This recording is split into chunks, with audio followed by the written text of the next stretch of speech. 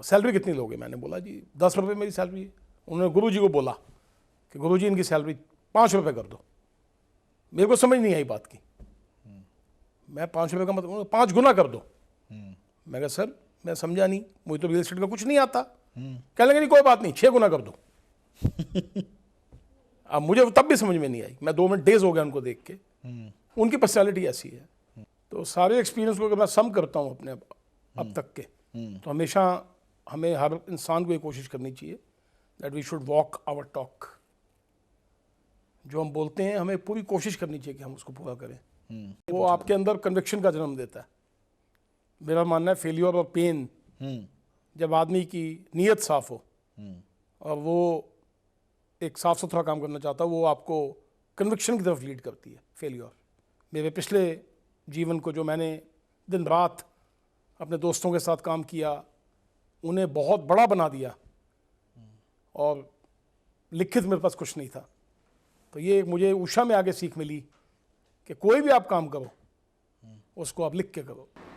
बचपन में हम सब कुछ ना कुछ बनना चाहते हैं। Doctors, engineers, teachers, artist, musicians, astronauts. But today we have a very special guest on this podcast who always wanted to be a salesperson as a young adult. He's one of the few real estate professionals who has a vast experience with more than $4 billion of sales achieved in his 30 years of career. He has sold multiple product categories starting from automotive parts, fuel injectors, rubbers and whatnot. It is very difficult for me to remember all of that. And he is known today as one of the most renowned names in real estate industry with more than 10,000 real estate channel partners who trust him globally.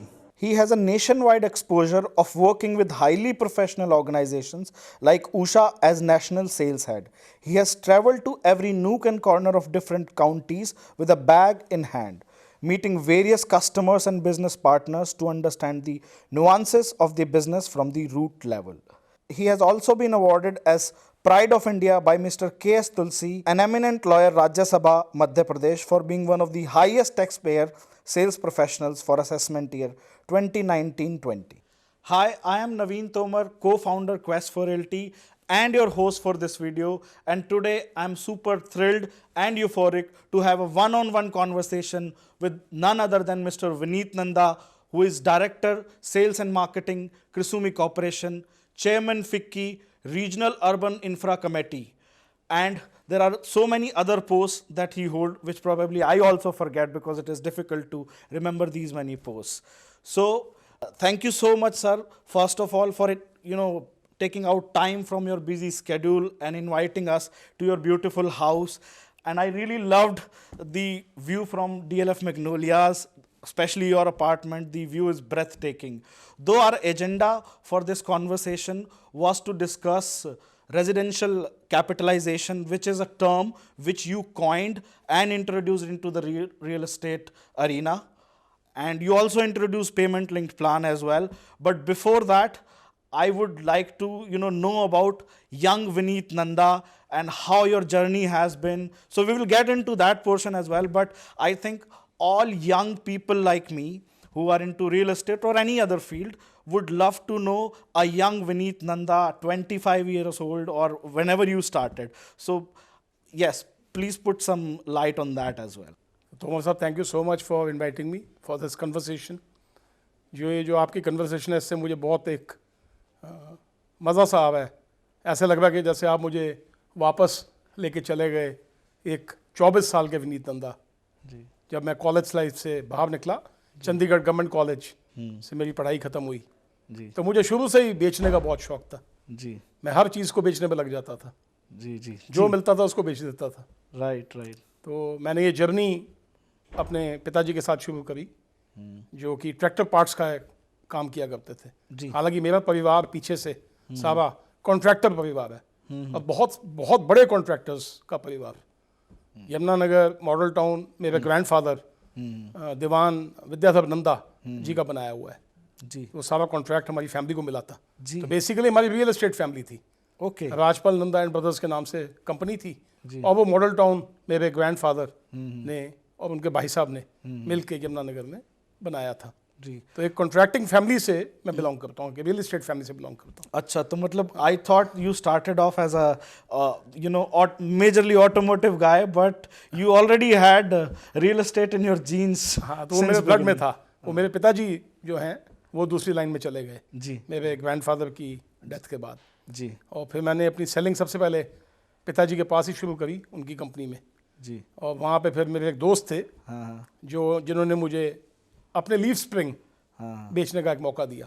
जी और वो हमने एक company बनाई दोस्तों ने, जी और वो company में 10% का मैं हिस्सेदार था, जी ट्रेडिंग कंपनी में। जी। मतलब आपसे मेरी पहले भी कॉन्वर्सेशन हुई है, तो एक बहुत इंटरेस्टिंग पॉइंट है, वो एक इंग्लिश में एक फ्रेज होता है, लिविंग आउट ऑफ सूटकेस।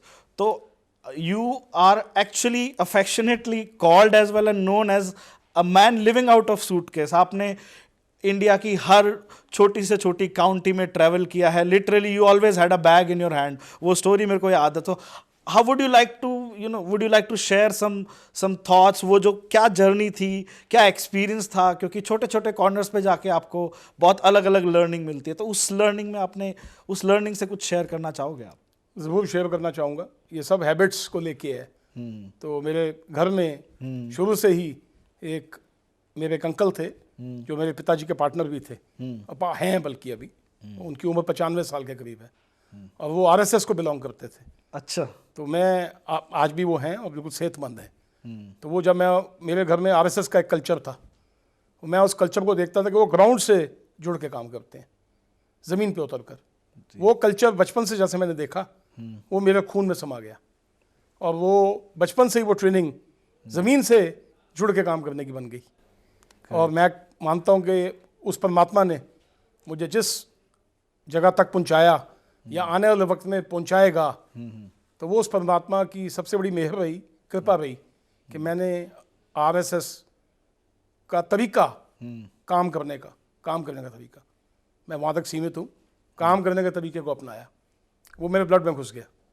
और मैं सबको यही कहता हूँ कि जहाँ मर्जी तक आप पहुँच जाओ, आप सीईओ बन जाओ, आप चेयरमैन बन जाओ, जब तक आपके पाँव ज़मीन से जुड़े हुए हैं तो आप कामयाब होते चले जाएंगे। अगर उस परमात्मा की नज़र सीधी है और आपको पाँव ज़मीन पे जुड़े हुए हैं, कामयाबी आपको कभी नहीं रोक सकती। ये एक सिंगल फार्मूला है कि आपके पाँव ज़मीन से जुड़े रहने चाहिए। क्योंकि मेरा मानना है हर अच्छी स्ट्रैटेजी का जन्म पैर ज़मीन पर रखकर ही वो जन्म लेती है। राइट। और आपसे जब मैं कॉन्वर्सेशन कर रहा था काफ़ी टाइम पहले, जब हम क्रिसुमी के बारे में भी डिस्कस कर रहे थे, तो आपने कुछ एक्सपीरियंसेस बताए थे लाइफ के, कि जो आपका बिजनेस भी था, जो आपके फ्रेंड के साथ में था, उसमें भी आपने मल्टीफोल्ड कर दिया था जो रेवेन्यू था। और even as a national sales of Usha, उसमें भी आपने एकदम से जंप लाए थे। आई थिंक ऊषा वाला जो जंप था वो ग्राउंड नॉलेज की वजह से था, और जो आपके फ्रेंड के साथ जो ऑटोमोटिव पार्ट का जो बिजनेस था आपका, वो किसी और रीज़न से था। तो वो स्टोरी ज़रूर बताना, मेरे को बड़ी इंटरेस्टिंग लगी थी। सो मेरे एक दोस्त थे, हाँ। और उन्होंने मुझे लीफ स्प्रिंग बिजनेस में खींचा, और उन्होंने कहा कि वो नया स्प्रिंग लेके आए थे, एक ऐसा स्प्रिंग जो बिकता नहीं था मार्केट में उनसे, तो उसको पैराबोलिक स्प्रिंग बोलते थे जी। तो वो मुझे कहते थे कि मेरे लोग कहते हैं टूटता नहीं है। तो मैं उस टाइम बिल्कुल यंग था, मेरी उम्र 25 साल की होगी। तो मैंने बोला मैं नहीं टूटता, इसको रिसर्च कर लेते हैं। तो मैंने अपने 15 लोग उसी की प्रेजेंस में इकट्ठे किए। तो मारुति गाड़ी में वो स्प्रिंग आया था। अच्छा। तो मैंने उनसे पूछा कि क्या यहाँ 15 लोग बैठे हैं, क्या आपका कभी मारुति का यूज़ करते हैं? बिल्कुल करते हैं। मैं कहा आपका स्प्रिंग कभी टूटा? बिल्कुल टूटा। तो वो 15 लोगों में से 11 लोगों ने ये बोल दिया कि उनका टूटा। तो वो मेरा दोस्त मेरे से बहुत इम्प्रेस हुआ कि ये छोटी सी 15 लोगों की रिसर्च में ही 10 लोग कह रहे हैं कि ये स्प्रिंग टूटा, और ये कह रहे हैं इनके जो सेल्स के लोग हैं कि वो नहीं टूटता था, अब वो माल बिकता नहीं था। वो मेरी पहली सक्सेस थी। उसकी फैक्ट्री में जितने पीस पड़े हुए थे उस स्प्रिंग के, वो मैंने सारे के सारे मार्केट में बेच दिए। मेरे उस दोस्त ने मुझे एक बहुत बड़ा मौका दिया खड़ा होने का, और फिर मुझे एक ट्रेडिंग कंपनी में उसने अपना 10% का मुझे हिस्सेदार बनाया। अब वो ट्रेडिंग कंपनी मैंने शुरू करी। फिर उसमें स्प्रिंग के साथ साथ हमने ऑटोमोटिव ग्लास भी बेचने शुरू किए। तो मतलब बचपन से ही आप थोड़े से मतलब young as a youngster as well आप जिद्दी थे, मतलब मैं ये कह सकता हूँ कि अगर किसी ने कहा कि ये काम नहीं हो सकता तो आपने वही काम करना था। मतलब this is what I can feel कि you push me against the wall and you see the results.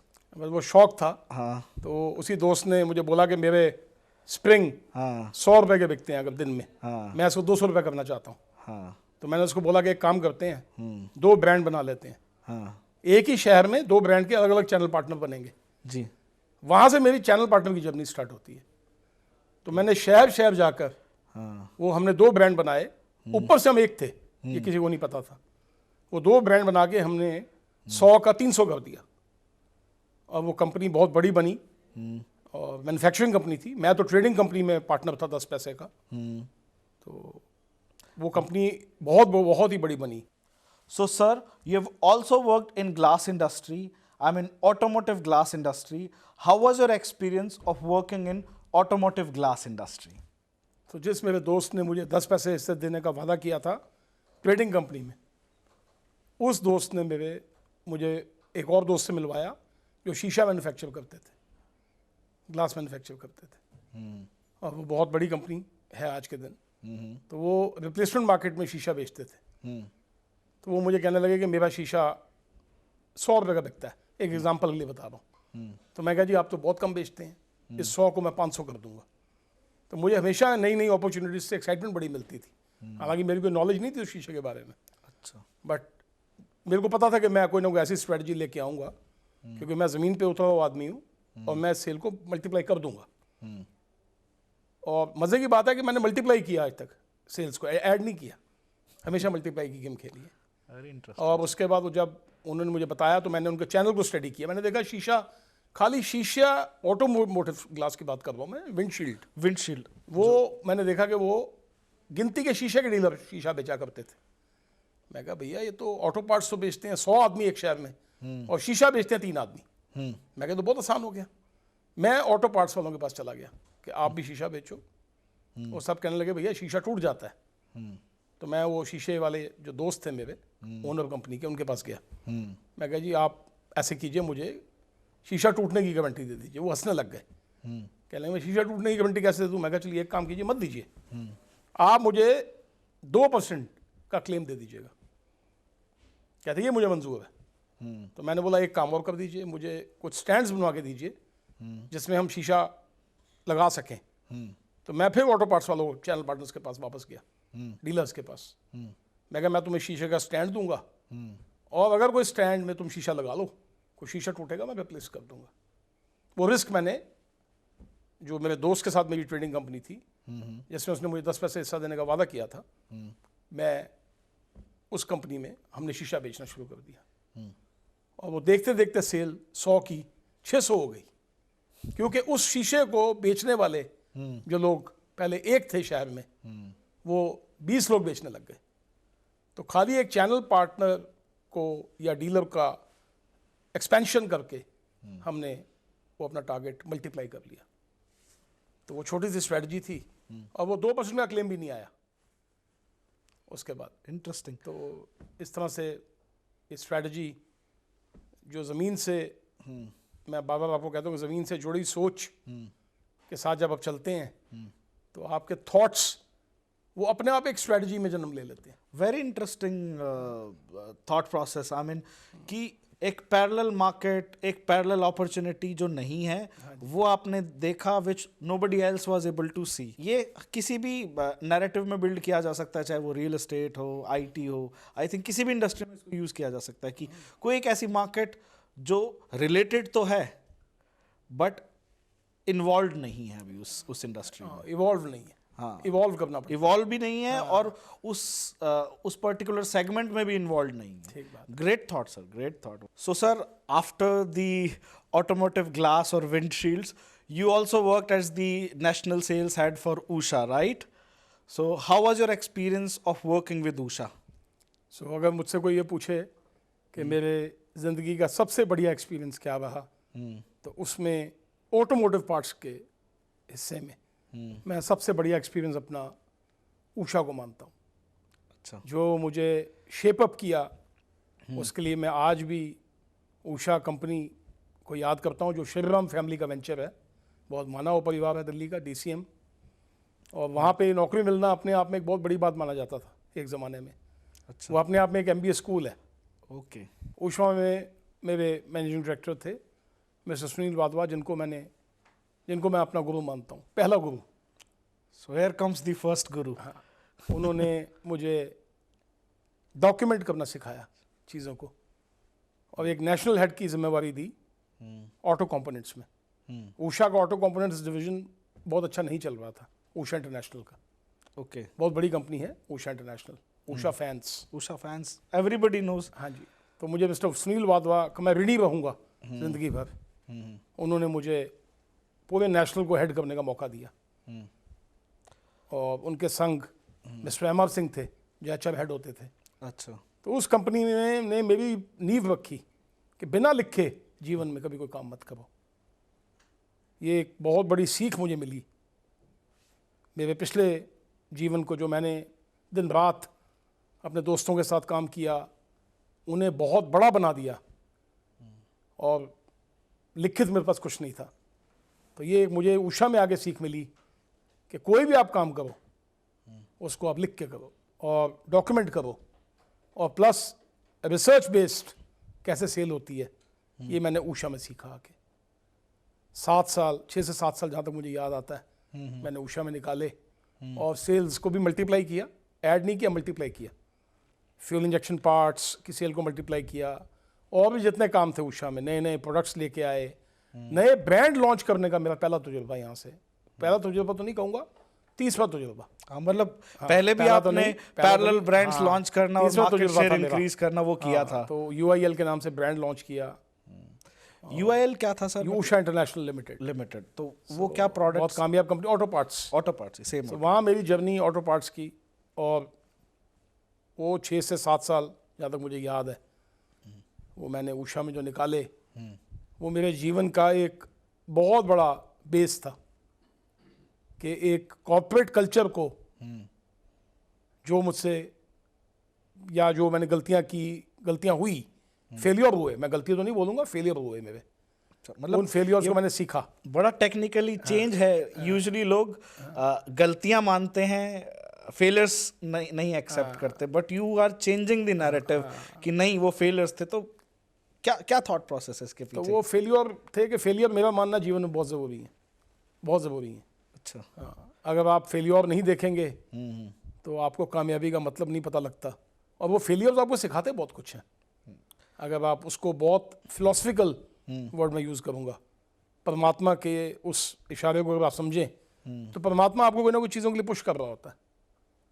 तो करवाता वही है, करने वाला तो सब परमात्मा ही है, राइट। जिसको हम गॉड भी कहते हैं, कोई नेचर कहता है। तो सुप्रीम पावर ही करवाती है। यहाँ एक इंटरेस्टिंग, तो क्या मतलब मैं बड़ा इंक्विजिटिव हूँ बाय नेचर। तो क्या होता है ना, हम सब जैसे anybody who is of my age, अब एक्सपीरियंस तो हमारे पास थोड़ा सा लिमिटेड ही होता है, 5 साल 10 साल, which is not an experience as such. तो ये फेलर होना बहुत ज़रूरी है, मैंने बहुत जगह सुना है, पढ़ा है। तो प्रैक्टिकल लाइफ में जैसे अब आप अपनी लाइफ का वो एक्सपीरियंस ले चुके हो, तो व्हाट डज इट, मतलब ठीक है फेलर होना, बट कैसे, मतलब वो कैसे पुश करता है, कैसे चेंज करता है? कोई ऐसी चीज़, मतलब क्या चेंज कर देता है वो आपके अंदर में? वो आपके अंदर कन्विक्शन का जन्म देता है। मेरा मानना है फेलियर और पेन, जब आदमी की नीयत साफ हो और वो एक साफ सुथरा काम करना चाहता है, वो आपको कन्विक्शन की तरफ लीड करती है फेलियर। अगर आपको अपने पे भरोसा है और उस परमात्मा की नज़र सीधी है, तो आपको कन्विक्शन का आप जन्म लेती है फेलियर से। अगर आपकी विल पावर इतनी स्ट्रांग हो तो वो आपको जन्म देती है, आप अपनी कमियों को दूर करते हैं और सीखते चले जाते हैं। तो लाइफ इसी का नाम है, सीखना ही, रोज़ सीखना ही लाइफ का नाम है।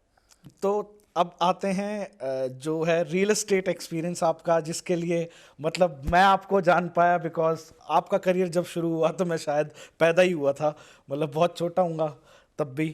तो मेरे जैसे बहुत सारे जो यंगस्टर्स हैं, रियल एस्टेट में प्रोफेशनल्स हैं, जो काम करते हैं, अपना काम करते हैं, we all have heard about the central park story, and how you changed the thing. So let's talk about your real estate journey, sir, which is very close to my heart as of now, and I can understand it very well because this is what I do and I've been doing it since beginning. तो उसका बताइए मेरे को कि कैसे क्या हुआ, थोड़ी सी जर्नी आप प्लीज शेयर करिए. All the stories, all the experience of real estate. Real estate की जर्नी बड़ी इंटरेस्टिंग है. हाँ मेरे साथ एक अकाउंट्स में काम करते थे अशोक तिवाड़ी उषा में. जी.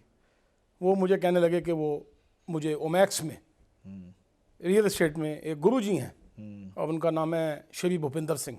वो उनसे मिलवाना चाहते हैं. वो मेरी परफॉर्मेंस देखते थे कि किस तरह से उषा में मैंने परफॉर्म किया.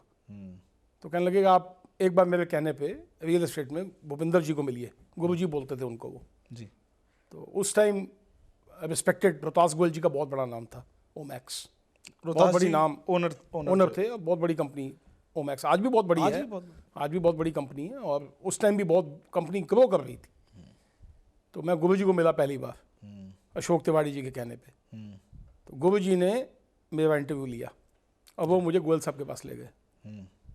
तो मेरी जो रियल एस्टेट की जर्नी है वो सारा मैं उसका हाथ जोड़ के कहूँगा.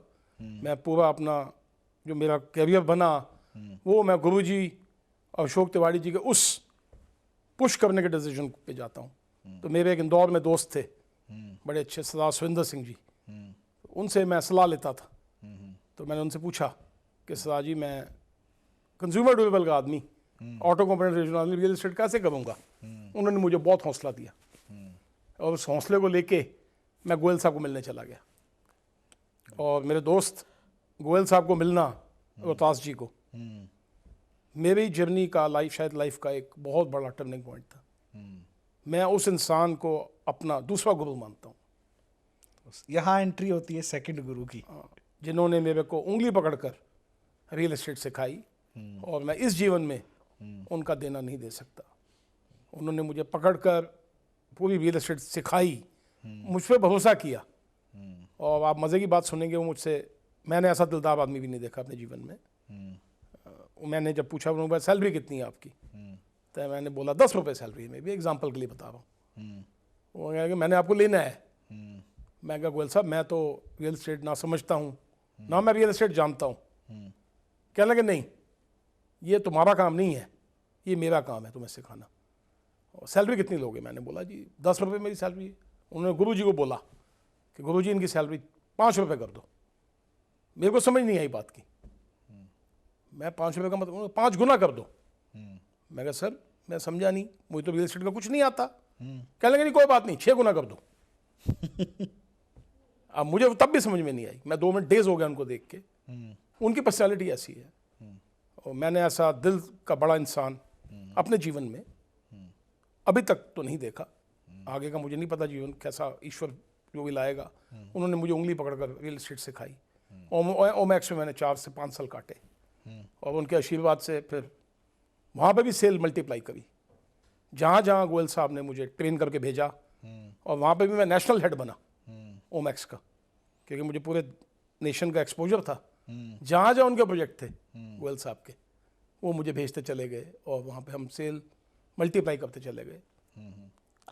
तो जैसे दिल्ली एनसीआर में, और आप तो शायद ओमेक्स के तो लुधियाना में भी प्रोजेक्ट है और अलग अलग जगह है, तो क्या रियल एस्टेट में क्या डिफरेंस था, अगर शॉर्ट में आप बताना चाहो कि यहाँ की रियल एस्टेट और वहाँ की रियल एस्टेट में क्या डिफरेंस है, बेसिक डिफरेंस. देखिए आपको एक मज़े की बात बताता हूँ. मुझे तो कोई डिफरेंस नज़र नहीं आया क्योंकि मैं तो ग्राउंड का आदमी था. वो मुझे कहते थे लुधियाना चला जा. हाँ. तो मैं तो फिर बैग उठा के नीचे चल पड़ता था. हालांकि उन्होंने मुझे नेशनल हेड बनाया था. बहुत बड़ा ओहदा भी दिया था और बहुत बड़ी तनख्वाह दी थी उस ज़माने में. मतलब अनहर्ड तनख्वाह थी उस ज़माने में जो मुझे उन्होंने तनख्वाह दी. और मैं तो बैग उठा के चले जाता था तो कस्टमर से मिलता था नीचे जाके और फिर चैनल पार्टनर को मिलता था. अच्छा, पहले कस्टमर को मिलते थे, कस्टमर और चैनल पार्टनर तो ग्राउंड पे. उन्हीं से मैं थॉट्स अपने जो सीखता था वो फिर गोयल साहब मुझे उस पर प्लेस करते थे कि नहीं ये रास्ता ठीक है, ये रास्ता गलत है. आगे बढ़ता चला गया.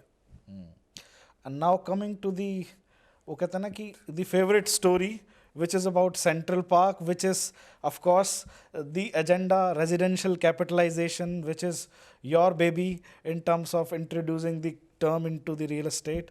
तो वो बड़ी इंटरेस्टिंग स्टोरी है सर आपकी, वो ज़रूर शेयर करो, which people know in parts, bits and pieces, but let's know the central park story right from the man itself. तो सेंट्रल पार्क की जर्नी मेरी लाइफ की एक बहुत इंटरेस्टिंग जर्नी है।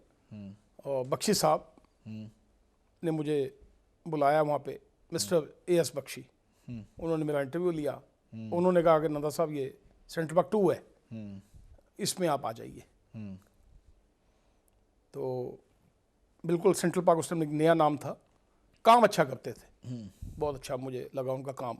मैंने काम देखा उनका, बहुत अच्छा काम किया, वो तो बहुत शौक से।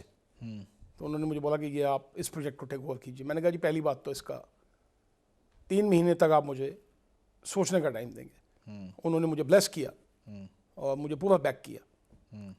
और एक प्रोफेशनल को क्या चाहिए होता है, उसे एक बैकिंग और ब्लेसिंग चाहिए होती है काम करने की, वो मुझे मिस्टर बख्शी ने दी और मैं कभी नहीं भूलूंगा। उस दौरान मैंने उसका नाम, मैंने उनको बोला कि सेंट्रल पार्क 2 नाम अच्छा नाम नहीं है। कहने लगे क्या चाहते हो? मैं कहा जी मैं चाहता हूँ इस पूरे कॉम्प्लेक्स के ऊपर गाड़ी मत आए। तो उन्होंने मेरी तरफ देखा, कहने लगे क्या मतलब? मैं कहा जी मैं चाहता हूँ इसके ऊपर गाड़ी कोई ना आए, नो ऑटोमोबाइल ऑन सरफेस। कहने लगे उसके बाद मैं कहा जी इसको 2 मत बोलिए, आज के बाद इसको हम सेंट्रल पार्क रिजॉर्ट बोलेंगे। बट ये उनका बड़प्पन था कि उन्होंने मेरे कैलिबर पर विश्वास किया और मेरे थॉट्स की उन्होंने इज्जत करी। जीवन है टीम वर्क है सारा, ठीक है, हम लोग थॉट्स ज़रूर देते हैं, बट अगर प्रमोटर की ब्लेसिंग ना हो तो वो चीज़ आगे भी नहीं बढ़ पाती। वो उन्होंने मुझे ब्लेस किया मेरे थॉट्स को, वो रिजॉर्ट की शेप ले गया और गाड़ी फिर हमने कोई ऊपर नहीं आने दी और उसी से वो टनल का जन्म हुआ। तो ऐसे ही एक दिन मैं बैंकॉक गया हुआ था, मैं हमारे लैंडस्केपर वहाँ पे थे, ग्रीन आर्किटेक्ट्स, उनको मिलने के लिए गया हुआ था। तो मिल के तो मैं पैदल चल रहा था, तो सड़क पे ही मैंने एक बोर्ड लगा देखा, दी रूम। अच्छा, दी रूम। जी।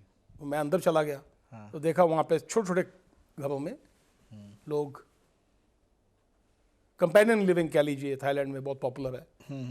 तो मियाँ बीवी या 2 दोस्त आपस में वहाँ रहते थे। मैंने वहीं से फ़ोन किया बख्शी साहब को, मैं बख्शी साहब ये हमारी एक बिल्डिंग थी स्टूडियो अपार्टमेंट्स की, अच्छा, इसका नाम बेलफोर्ट है, मैं कहा इसका नाम बदलेंगे। तो वो कमर्शियल प्रॉपर्टी नहीं थी, नहीं, वो तो रेजिडेंशियल residential प्रॉपर्टी था। थी। ये बड़ी है ना, interesting ये बात बड़ी ये है। इंटरेस्टिंग चीज़ है। तो मेरे मन में थॉट आया कि चलो मैं वापस आया, हाँ, और बख्शी साहब का मैं फिर बड़प्पन ही कहूँगा हाँ, कि मुझे उन्होंने वो नाम बदलने की इजाज़त दी। बेलफोर्ट से मैंने उसका नाम रखा दी रूम। बहुत लोग हंसे, ये तो बड़ा जेनरिक सा नेम है, क्या नाम है।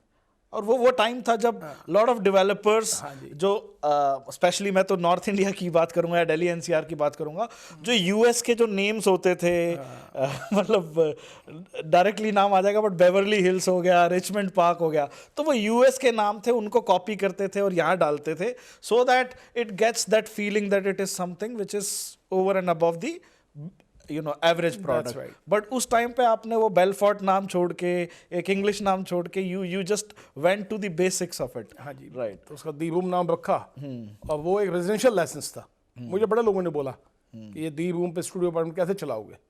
तो मैं कहा मैं यहाँ जापानी लेके आऊँगा। अच्छा, और जापानी हिंदुस्तान में बहुत थे, मारुति सुजुकी सबसे बड़ा एग्जांपल है उसका। और मैंने वो जापानियों के साथ इंटरेक्शन स्टार्ट कर दी मारुति सुजुकी में। तो उस जमाने में सोना रोड पे जो चीज़ बिकती थी 1 रुपए की, हम सेंट्रल पार्क 3 रुपए की बेचते थे। Very interesting, very challenging. तो बड़ा मज़ा आता था, बड़ा मज़ा आता था। तो वो 1 रुपए की चीज 3 रुपए में कैसे बेची बस वो एक्सपीरियंस था। तो मैं हमेशा कहता हूँ कि selling is not a transaction, it's an environment. Great, आपको माहौल बनाना पड़ता है सेल करने का। वो हमने माहौल बनाया और फिर दी रूम की कहानी स्टार्ट हुई। जी। किसी ने मेरा विश्वास नहीं किया। मैंने उनको बोला मैं इस पे 70 रुपये फुट का रेंट ले आऊँगा, 60 से 70 रुपये फुट। एक उस टाइम कमर्शियल का रेट था वहाँ, रेजिडेंशियल प्रॉपर्टी पे 70 रुपए फुट कोई का नहीं rate। मानता था। उस टाइम पे सोना रोड का कमर्शियल प्रॉपर्टी का रेट 35 रुपए 40 रुपए भी नहीं होगा। बट मिस्टर बख्शी का विश्वास था मेरे पे कि ये काम कर देगा। अच्छा, और वो फिर भगवान ने बहुत ग्रेस दिखाई, उस परमात्मा की ग्रेस है कि मैं मारुति से लगा रहा 11 महीने तक वो मीटिंग चलती रही। और फिर फाइनली मैंने जब वो एग्रीमेंट साइन किया 70 रुपये पे शायद, एग्रीमेंट मेरे पास आज भी पड़ा हुआ है, जैसे मारुति का एग्रीमेंट साइन करने लगा तो उसी रात बेलव्यू के अंदर जो सेंट्रल पार्क का रिजॉर्ट का हिस्सा था, एक फेजेस में था वो प्रोजेक्ट, उसका नाम बेलव्यू था, वहाँ एक घर में आग लग गई। गलती वो रेजिडेंट की थी, वो जापानी अपना एसी खुला छोड़ गया था, जहाँ तक मुझे ख्याल आता है। तो वो मारुति से फ़ोन आ गया अगले दिन कि हम एग्रीमेंट साइन नहीं करेंगे, अच्छा, कि ये तो आग लग गई। 11 महीने की मेहनत तो पे 11 महीने की आग मेहनत लग एक बार के लगा। पानी फिर रहा था मतलब। तो फिर मैंने पूरी टीम के साथ हाँ उनको बुलाया, हाँ और फिर मुझे आज तक याद है मिस्टर बख्शी ने मुझे लंदन भेजा। हाँ तो वहाँ मैं ब्रिटिश सेफ्टी वालों को मिला जी, और उनसे मैंने बोला कि आप आके हमारा गैप एनालिसिस कीजिए। मारुति को फिर से बुलाया मैंने, तो ब्रिटिश सेफ्टी ने वो गैप एनालिसिस किया, तो उसको हमने सबसे ठीक करके फिर 3 महीने बाद वो कॉन्ट्रैक्ट हमने हासिल कर लिया। तो जिद काम आई। जिद भी काम आई, और इससे ये भी पता लगता है कि चैलेंजेस, आप कितनी भी बड़ी सक्सेस अचीव कर लो, उस सक्सेस को अचीव करते करते when you are at the end moment, कभी कभी last time fire fighting mode, जो एक्चुअली फायर फाइटिंग मोड हो गया आपके केस में, तो फायर फाइटिंग सिचुएशंस भी आ जाती हैं। So you have to be prepared for that and give your best shot and put a razor focus on that, right? तो आप ठीक कह रहे हैं। उससे फिर वापस आओ, इसी बात पे आऊँगा। ग्राउंड क्या है कि मुझे एमडी साहब ने बोला, मिस्टर बख्शी ने, कि विनीत तू वहीं रहेगा रिजॉर्ट में। तो मैं उनकी बात समझ गया कि वहाँ रहने से मुझे रेजिडेंट्स की तकलीफ समझ में आएगी, तो मैं वहीं रहा सेंट्रल पार्क रिजॉर्ट्स के अंदर। 4 साल रहा मैं वहाँ पे अंदाज़न। उस 4 साल में मैं रेजिडेंट की एक एक दिक्कत को मैं समझता था। तो पूरा स्ट्रक्चर हॉस्पिटलिटी का मैंने खड़ा किया। तो मिस्टर बख्शी के 5 स्टार होटल्स थे, अभी भी हैं, तो वो उनकी बैकग्राउंड वो मुझे हमेशा हेल्प करती रही। वो कस्टमर को बहुत महत्व देते थे, जैसे मैं आज तक देता हूँ। सो कस्टमर सेंट्रिक अप्रोच और ग्राउंड रियलिटीज, हाँ जी, आई मीन ट्राई करना कि जितना कर सकते हो उससे ज़्यादा ट्राई करना, ये 3 चीज़ें जो हमें सम अप कर पाए हो अब तक आपके एक्सपीरियंस में, कि ग्राउंड को समझो, अपने कस्टमर को समझो, और थोड़े से ज़िद्दी रहो लाइफ में कि ये करना है तो करना है, राइट? तो इसमें कुछ और भी ऐड करना चाहेंगे? मतलब ये 3 सोच, तो अगर मैं सार तो मैं नहीं बना सकता आपकी 3 साल की जर्नी का, मेरे लिए बहुत मुश्किल काम है वो कह पाना और कर पाना, बट हाँ 3 points if I take away home, these 3 points are going to be these 3 points. Any other point that you want to add? और इसके बाद में मैं उस पर भी आऊँगा कि currently you are Director Sales and Marketing Krisumi. So what made you think or tempted to join Krisumi? तो सारे एक्सपीरियंस को अगर मैं सम करता हूँ अपने अब तक के, तो हमेशा हमें हर इंसान को ये कोशिश करनी चाहिए that we should walk our talk. जो हम बोलते हैं हमें पूरी कोशिश करनी चाहिए कि हम उसको पूरा करें। और ये मेरी लाइफ की थ्योरी रही है आज तक, कि जो मैंने बोला है उस परमात्मा की ब्लेसिंग से मैंने अपनी टॉक को वॉक किया है जितना भी कर सका हूँ। और जर्नी अगर आप आ जाते हैं क्रिसूमी की, तो मुझे क्रिसूमी की तरफ अट्रैक्ट 2 चीज़ों ने किया।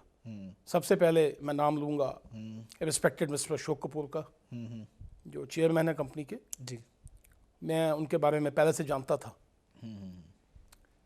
उनकी सोच में जब मैंने देखा कि 15 जॉइंट वेंचर जापानियों के साथ 30 साल से चल रहे हैं, तो वो उनका नाम है 50-50 मैन।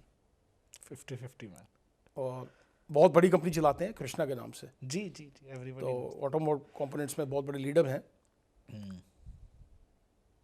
और मारुति के साथ भी उनकी एक कंपनी है पार्टनरशिप में, जॉइंट वेंचर भी है। Joint venture. तो वो उन्होंने मुझे उनके बारे में पता लगा कि ये कंपनी उनकी है। उसके साथ उन्होंने जुड़ाव किया सुमितोमो कॉर्पोरेशन, जो कि जापान की कंपनी है और जापान की टॉप 5 कंपनियों में नाम आता है। तो दोनों का 50% का हिस्सा, तभी उसको बोलता था क्री सुमी। क्री से कृष्णा से क्री और सुमितोमो से सुमी। तो मुझे बड़े लोगों ने बोला कि ये प्रोजेक्ट कमज़ोर प्रोजेक्ट है, तो मैं उनकी सेल्स गैलरी देखने गया। तो मैं जब सेल्स गैलरी देखी, मैंने बोला कि नहीं, ये वही इंसान कर सकता है जिसके पास बहुत बड़ा विजन है या जिसके पास बहुत अच्छा थॉट है। ठीक है, उसमें अपनी कमियां थी लेआउट्स में, वो उन्होंने जापानी सोच से लेआउट्स बनाए हुए थे, बट वो एक अच्छी सोच नजर आती थी क्वालिटी की वहाँ पे।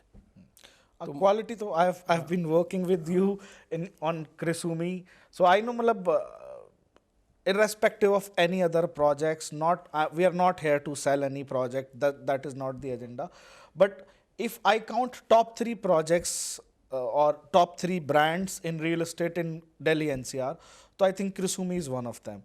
जो unwavering focus है ना उनकी क्वालिटी पे, स्पेशली मैं जापानीज़ के साथ काफ़ी काम करता रहा as a corporate leasing consultant, तो मैंने देखा है वो हर छोटी चीज़ को, मतलब जब तक उनके साथ मज़ा ही यही है काम करने का कि वो टाइम लेते हैं, बहुत टाइम लेते हैं, लेकिन आगे कदम रख दिया तो पीछे नहीं रखते। तो यही सेम सोच मुझे भी क्रिसुमी में दिखाई दी और इसीलिए मैं भी क्रिसुमी से जुड़ा। तो it has already been a very interesting conversation, but before we end this conversation, 2-3 चीज़ें और पूछना चाहूँगा which are very crisp and short, कि best 3 books that you read, और आप जो suggest करना चाहोगे for the youth, और दूसरा 3 people that you admire the most, और any advice to the young people who are in working profession, या तो वो रियल एस्टेट में जॉब कर रहे हैं या फिर रियल एस्टेट में अपना काम कर रहे हैं, वेदर दे आर एंटरप्रेन्योर्स और वर्किंग प्रोफेशनल्स, सबके लिए। सो ये 3 चीज़ें, 3 books, 3 people that you admire, and any advice to the young people. तो सबसे पहले आपने बोला जो 3 चीज़ें जो मुझे प्रभावित जिन्होंने किया, या किताबें हैं जिन्होंने मुझे प्रभावित किया, तो मैं सबसे पहले नाम लूँगा जैक वॉल्श, जो जनरल इलेक्ट्रिक एक अमेरिकन कॉर्पोरेशन चलाते थे, बड़ी कामयाब कॉर्पोरेशन। उनकी किताब का नाम है कंट्रोल योर डेस्टिनी और समवन एल्सवेयर, या तो अपनी डेस्टिनी को खुद कंट्रोल कर लीजिए, नहीं तो कोई और करेगा जी। तो ये किताब अगर लोग पढ़ सकें, अब वो जीवित नहीं है जैक वॉल्श, बट उनकी ये किताब पढ़ने लायक है। दूसरी किताब जिसने मुझे बहुत इम्प्रेस किया, रामचरण जी, बहुत बड़े मैनेजमेंट गुरु हैं जी। उनकी किताब है art of execution. Art of execution, execution पे किताब है वो। हाँ, शायद मैंने देखी, आपके घर पे रखी है, मैं जब आया था तो I just saw that book. So इस दो किताबों ने मेरे जीवन को बहुत शेप किया जी, बहुत शेप किया। और एक तीसरी किताब है जो रियल एस्टेट के लोगों के लिए मैं बताऊंगा जी। वो है निंजा सेलिंग। अच्छा। तो ये मेरे एक दोस्त हैं अमित गोयल, उन्होंने मुझे इसका जिक्र किया था। तो ये किताब बहुत खूबसूरत किताब है, निंजा सेलिंग। ये 3 किताबें हर प्रोफेशनल को कोशिश करनी चाहिए कि वो पढ़ें, ज़रूर पढ़ें। उनके जीवन पे बहुत प्रभाव, मेरे जीवन को बहुत प्रभावित किया इन 3 किताबों ने। दूसरी बात जो आपने पूछी पर्सनैलिटीज़, तो मैं नंबर 1 पे अपने जीवन को, रियल एस्टेट के जीवन को अगर कहेंगे, रियल एस्टेट के जीवन को अगर आप संक्षेप, तो मैं सबसे ज़्यादा आज भी श्री रोहतास गोयल जी का ही कर्जदार हूँ। उन्होंने मेरे जीवन को, जो ओमैक्स के चेयरमैन भी हैं, बहुत प्रभावित किया। दूसरे इंसान से जिसमें बहुत प्रभावित रहा, गुरु जी भूपिंदर सिंह, वो भी ओमैक्स में ही है जी जी। और उन्होंने मुझे बड़ा प्रभावित किया, मेरे को बहुत मेंटली जो स्ट्रॉन्ग किया, मेरे माइंड को पीसफुल बनाया। तो ये 2 गुरु तो मेरे ये हो गए। और बाकी तो देखिए, अब मैंने आपसे नाम भी लिया, उषा में जो मेरे मिस्टर सुनील वाधवा हैं, उन्होंने मेरी लाइफ को शेप किया, मैं कभी नहीं भूल सकता। और मेरे प्रेजेंट चेयरमैन जो है मिस्टर अशोक कपूर जी, उनसे मैंने 2 लेसन बड़े खूबसूरत सीखे जी। एक, किसी भी स्थिति में आप हो लाइफ में, तो आपने एक शब्द हमेशा बोलना, टॉप ऑफ द वर्ल्ड। वो उनसे सीखा मैंने जी। तो इन लोगों ने मेरी लाइफ को प्रभावित किया। मैं जितने मेरे दोस्त हैं जो यंगस्टर्स हैं, अपकमिंग एंटरप्रेन्योर्स हैं, अपकमिंग प्रोफेशनल्स हैं, मैं उनसे एक बात ज़रूर बोलूँगा सबसे, कि जितनी मर्जी आपकी गहरी दोस्ती हो, कभी भी बिना लिखित कोई काम मत कीजिएगा। नंबर 1 सीख। नंबर 2 लेसन ऑफ लाइफ, हमेशा टॉप ऑफ द वर्ल्ड पे रहिएगा। आंधी आती है, चली जाती है। और तीसरी बात, अपने कन्विक्शन से पीछे मत हटिएगा। अगर किसी चीज़ पे विश्वास है, उसे दबा के कीजिए, नशे से कीजिए। नशे का मतलब पैशन है।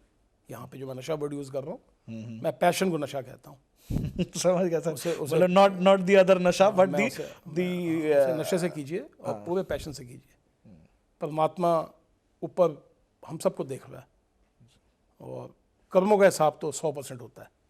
हम जो मर्जी कहें, मेरे जीवन में मैंने देखा है, मैं डेस्टिनी में ने मुझे ऑटो कंपोनेंट से रियल एस्टेट में पुश किया, जो मेरे पैतृक काम था। मेरा हमारे परिवार का पैतृक काम रियल एस्टेट है। जी जी जी जी। Contracting, development. तो ये डेस्टिनी है कि उन्होंने मुझे, डेस्टिनी ने मुझे, परमात्मा ने ऑटो कंपोनेंट से, और मेरा बेटा भी उसी व्यापार को आगे बढ़ा रहा है। तो ये लेसन्स है। और कोशिश कीजिए दोस्तों कि हमेशा वॉक योर टॉक। जो आप बोलें उसकी कोशिश पूरी कीजिए कि आप उसको पूरा करें। मैं ये तो नहीं कहता हर बात आप पूरी कर पाएंगे, कोशिश ज़रूर कीजिए दिल से। कई बार ऐसा भी होता है कि आदमी मजबूरी में, सर्कमस्टांसेस ऐसे आ जाते हैं कि आदमी थोड़ा सा डिले कर सकता है, पर तब भी कोशिश कीजिए कि जो आप बोल देते हैं मुँह से, उसे पूरा करें। तो ये सबसे बड़ा लेसन मेरी लाइफ का यही है। तभी आप पे लोग विश्वास करेंगे। और क्रेडिबिलिटी से ऊपर जीवन में कुछ नहीं है, कुछ नहीं है।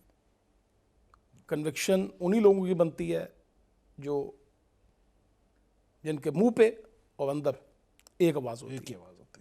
अगर आप दो आवाज़ के आदमी हैं तो कन्विक्शन नहीं का जन्म नहीं होता। ये मेरा मानना है, ये मेरा व्यू है पर्सनल। एंड एक क्वेश्चन सर, रियल एस्टेट की अगर मैं बात करूं तो आप कौन से वो टॉप 3 ब्रांड्स हैं जो आप समझते हो, which are top 3 brands in your opinion? देखिए, मेरा जीवन 2 ब्रांड से प्रभावित हुआ है आज तक।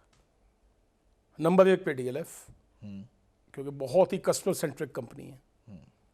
और मेरा मानना है कि गुड़गांव को जन्म देने वाला DLF है, या एक बहुत अच्छी सोच को जन्म देने वाला। मैं गुड़गांव को नहीं बोलूँगा, एक कस्टमर सेंट्रिक अप्रोच को अगर किसी ने फॉलो किया तो DLF ने फॉलो किया सच्चे मन से। और दूसरी कंपनी मेनन साहब की कंपनी है शोभा, जिसने क्वालिटी को सामने रखा है, और वो भी बहुत ही कस्टमर सेंट्रिक ऑर्गेनाइजेशन है। ये 2 ब्रांड्स की मैं खुद फॉलोअर हूँ इन दोनों ब्रांड्स से, और इन दोनों ब्रांड्स से मैं बहुत कुछ सीखता हूँ, जो मैं कोशिश करता हूँ अपने जीवन में मैं इम्प्लीमेंट करूँ। कुसुमी एक नई जर्नी है, और मिस्टर कपूर की जो जापानी थिंकिंग है, जो उनके अंदर ब्लड में जापान, मेरा मानना है उनके ब्लड में जापान घूमता है। जी जी। तो वो उस थ्योरी को, मुझे उम्मीद है कि मिस्टर कपूर जो चेयरमैन हैं, वो कस्टमर्स के प्रति, वो भी मैंने उनका जो एक रुझान देखा है, कस्टमर सेंट्रिक अप्रोच देखिए, वो कमाल है। और मेरा मानना है कि कस्टमर बोलते सब हैं, बट ये 3 कंपनियां मेरे ख्याल से, मैं कुसुमी के बारे में अभी तो कमेंट टाइम बताएगा, बट जो मैं उनकी अप्रोच देखता हूँ वो यही कि कस्टमर के प्रति बहुत अप्रोच सिंसियर और ऑनेस्ट है। बट क्योंकि उनकी कोई डिलीवरी नहीं है अभी, तो DLF और शोभा ने डिलीवर किया है, तो लोगों को इवेंचुअली रियलाइज हो जाएगा। बिल्कुल रियलाइज होगा। और जैसे आप कह रहे हो वॉक दी टॉक वाली सिचुएशन है, तो जब कुसुमी डिलीवर करेगा so everybody will get to know. 100% बहुत सुंदर चीज़ डिलीवर करेगी Kusumi. Baki sir, it has been a great conversation. Thank you so much for your time. And it is our first podcast. And nothing could be better than this, that it started with you. और जैसा मैं expect कर रहा था इस podcast से, I think the result is going to be way more than that. And it was a learning experience. और इसमें से बहुत कुछ निकलेगा, निचोड़ निकलेगा, जो मेरे लिए और बहुत सारे हमारे जो viewers हैं उनके लिए भी बहुत helpful होगा। जो youngsters हैं, जो अभी शुरू कर रहे हैं रियल एस्टेट या मिडिल में हैं, उन सब के लिए बहुत हेल्पफुल ये रहेगी conversation. Thank you so much sir. आइए नवीन जी, बड़ा अच्छा रहा। आइए अब थोड़ा सा बाहर एक बैल्कनी में चल के चाय पीते हैं। जी जी जी। तो सर, अब तक का जो सेशन था वो बहुत ग्रेट था। ये interaction I really loved it. I think everybody, all our viewers are probably going to learn a lot from it. But आपको लगता है कोई ऐसी चीज़ हो, कुछ ऐसा हो जो हमने उस कॉन्वर्सेशन में मिस किया बिकॉज हम बिजनेस की बात कर रहे थे, एक फॉर्मल डिस्कशन कर रहे थे, तो कुछ ऐसा है जो हमने मिस कर दिया बट वो बहुत इंपॉर्टेंट है लाइफ में, तो कोई एक ऐसी चीज़? तो सबसे अहम चीज़ जो मैं सोचता हूँ हमारी बातचीत के बाद, जो हम शायद थोड़ा सा भूल से गए और वो बहुत अहम है, वो है मेरी वाइफ सीमा। Okay, great. उन्होंने ज़िंदगी में मेरे हर उतार चढ़ाव में मेरा खूब साथ दिया और मैं इस बात का बहुत ज़्यादा, वो आई गई हैं और मैं इस बात का सबको एक बात ज़रूर बोलूँगा कि एक परिवार के अंदर हार्मनी और अच्छा साथी होना जो कि आपके साथ दोस्त बन के जी सके जी, तो वो मुझे सीमा में मिला और मुझे हमेशा वो हौसला मेरा बढ़ाती रही जी, हर ऊंच नीच के अंदर। जी जी। तो thank you ma'am for sparing your time as well. And बाकी आपके लाइफ के एक्सपीरियंसेस के हिसाब से कौन सी एक ऐसी चीज़ है जो आपको लगता है कि बिकॉज हर कामयाब आदमी के पीछे एक औरत का हाथ होता है, ये बहुत पुरानी कहावत है, तो आपको क्या लगता है आपकी लाइफ की जर्नी में बहुत सारी चीज़ें होंगी, तो कुछ शेयर करना चाहोगे आप? Best quality is very good son, very good husband and best father. वो तो फैमिली में लाइफ में आते रहते उतराव चढ़ाव, बट मैंने कहा आपके साथ मैं हूँ, सपोर्ट आप करते रहिए, मैं आपके साथ हूँ, हम सब कुछ पार कर लेंगे। तो सर की एक कोई ऐसी चीज़ जो लोगों को नहीं पता और जो कि इनकी लाइफ की जर्नी में बहुत मेजर कंट्रीब्यूटिंग फैक्टर रही है, कोई स्पेशलिटी, कोई स्पेशल ट्रेट जो औरों को नहीं पता, सिर्फ आपको पता है? मैंने ये करना है, मीन्स करना है, कई टारगेट्स, ये टारगेट मेरा है, मैं कंप्लीट कर लूँगा बस। बिल्कुल नहीं, वो तो बिल्कुल है ही, और अच्छी चीज़ है सर, और अच्छी चीज़ है मैम, आपने भी अपना समय दिया and I am really thankful and this whole conversation has been so enlightening for me and I hope it will be great for our viewers as well and definitely youth or young entrepreneurs or real estate people would definitely learn something great from this conversation that we had. Thank you so much. Thank you so much.